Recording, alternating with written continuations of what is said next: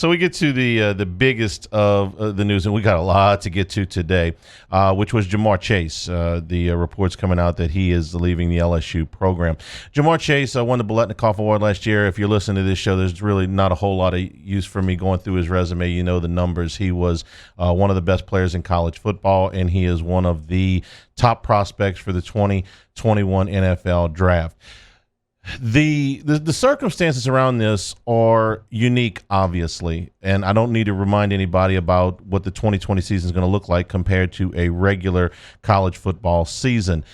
Jamar Chase is being given the opportunity to train exclusively for the NFL Draft with what we understand is an attractive amount of money and circumstances that he can lead up to for a longer period of time. Mm-hmm. Loosely translated, agents are willing to front money and training costs from January to April in most years. In the case of a player like Jamar Chase, they are willing to do that from August to April of this particular year. In exchange for that, Chase waives his risk at injury in what will be a 10-game conference season. He waives a lot of, although not all of, his exposure to COVID. He doesn't have to go to class. He has accomplished everything you can accomplish at the college level at least once. He's been the top receiver in the game, and he's won a ring.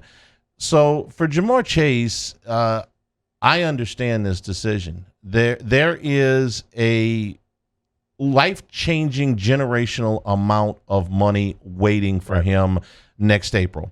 And in the meantime, a very comfortable living, training towards what you trained for your entire life. I cannot blame Jamar Chase for this decision. I am a touch surprised, and the question I've been got most often this weekend, Jacob, because I don't think anybody can look at it and say, man, look, for $25 million is one thing, but you should come back to school. No, listen, you stop with that. But I have been asked, why now, and why not back in June? And that's a reasonable question to ask. And I can't answer that. I'm not in Jamar Chase's head, but this is my thought on it. That the two things changed. I don't know that he had the offer that he had right now back in June. Remember, back in June, we still thought we could have a full regular season. Right. We still thought that there was a chance that everybody would play and everybody would play 12 games. And those things changed over the course of the summer. First the Big Ten wasn't playing, and then the Pac-12 wasn't playing, and then the SEC was playing a full schedule, and then they were playing a 10-game schedule. So I think as those things changed, I think probably the attitudes of the agents that are involved here changed, and the offer became more enticing. That's one thing. The second thing is that while the Southeastern Conference and the other conferences that are playing have largely mitigated through the protocols the risk of COVID, there was another outbreak last week. And you can say, well, the chances of him getting it are low, and they are. And the chances of him getting sick if he tested positive are even lower if he did catch it. And you'd be right on both counts. But if you go out to a training facility somewhere and you're by yourself, or you're by yourself with one or two or three people on your training team, the risk goes from extremely low to almost infinitesimal. So I think those two things changed. I think that the offer changed as the landscape of college football changed, and I think that the risk, though it is very, very, very low, of COVID or some other type of injury, it goes to almost zero if he's training by himself. Yeah, and I don't think any LSU fans are going to take a look at this. You might have a moment of being selfish and saying, why'd you do this? Why?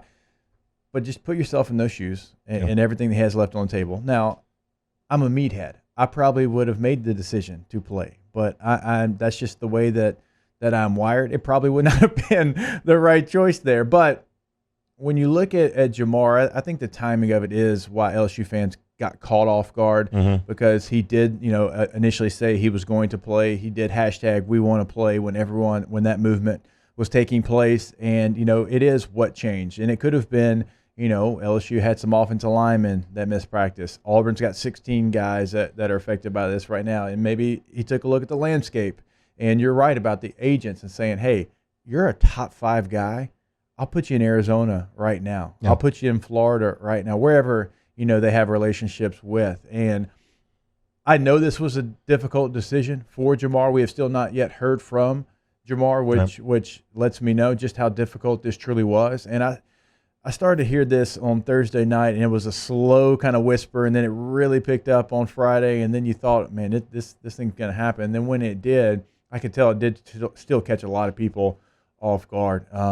This is a young man that last year had 1,800 yards. He had 20 touchdowns, like you mentioned.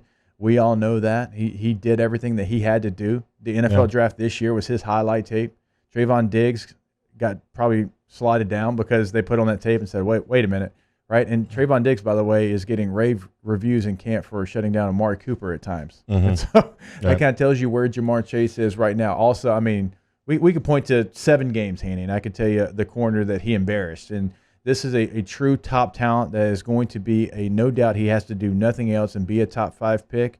And, yeah, selfishly, it hurts because we all wanted to see him out there one more year for LSU wearing the number 7, the timing of it, because you thought he was locked up, right? As far as playing into this season. But there's a lot of factors that went into his decision. And obviously, like you mentioned, I mean, this is life-changing money. Here, let me tell you also what I don't think it had anything to do with. I don't think it had anything to do with the social justice initiative last week. I don't think that Jamar Chase, after the players went to the president, changed his mind on the support of his coach. I don't believe that was a factor in this thing. I don't believe that Ryan Clark was a big factor in this thing. That was something that's been discussed. Ryan Clark has had a relationship with multiple LSU players for a long time. Ryan Clark didn't make Jamar Chase a top 5 receiver last Thursday or Friday, okay? I don't think it had anything to do with the personnel that they had. I don't think it had anything to do with Miles Brennan. I don't think it had anything to do with the other receivers or the prospects of this team. I think that this decision was based almost solely on money, and I can understand that. It was money and it was risk. The money that is guaranteed right now versus the risk that you take of coming back and an injury in what is a disjointed season, an unusual, unique season. Those are the things that I think were the factors in his decision. Something else that we've gotten a lot of is this going to spur a lot of players to do that? I can't answer that. All I can tell you is that the deal that's on the table for Jamar Chase is not a deal that's available to very many players. If players want to opt out because they feel threatened in some way, then that's their prerogative, and there's a lot of guys that have done that. Right. Kerry Vincent being one.